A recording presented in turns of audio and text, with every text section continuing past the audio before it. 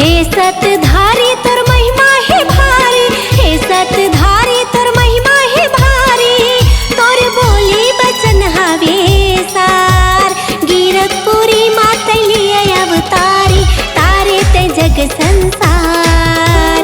गिरधपुरी मातलिए अवतारी, तारे ते जग संसार। हे सतधारी तोर महिमा है भारी।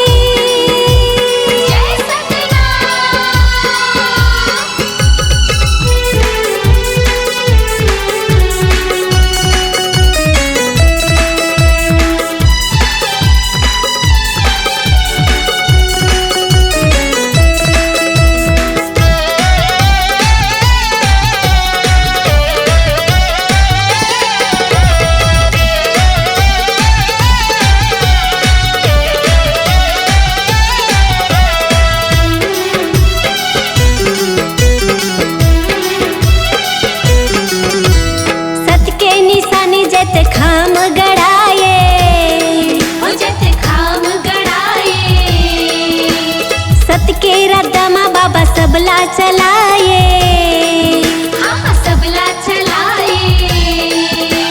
सत के निशानी जत खाम गड़ाए, सत के रदमा बाबा सबला चलाए। सतमा धरती और सतमा आकाश है, सतमा चंदा सूरज के प्रकाश है। जे दिन दुखिया तोरे आए दुआरे, जे दिन दुखिया तोरे आए दुआरे, हो जाते वो भव पार। गिरधपुरी मातलिए अवतारी, तारे ते जग संसार। गिरधपुरी मातलिए अवतारी, तारे ते जग संसार। हे सतधारी तोर महिमा है भारी।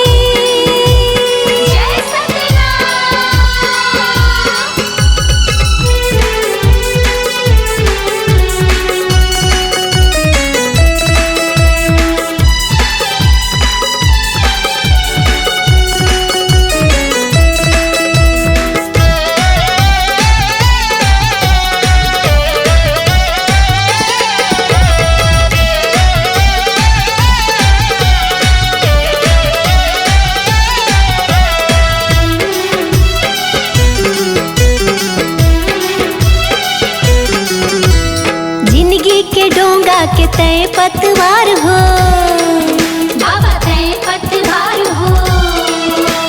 सादा रखो जिंदगी ऊंचा विचार हो, ऊंचा विचार हो।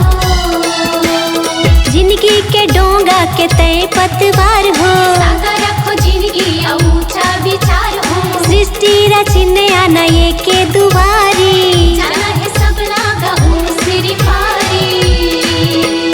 कतको कर लेते जतन जीवधारी, कतको कर लेते जतन जीवधारी, छूट जाहे घर संसार।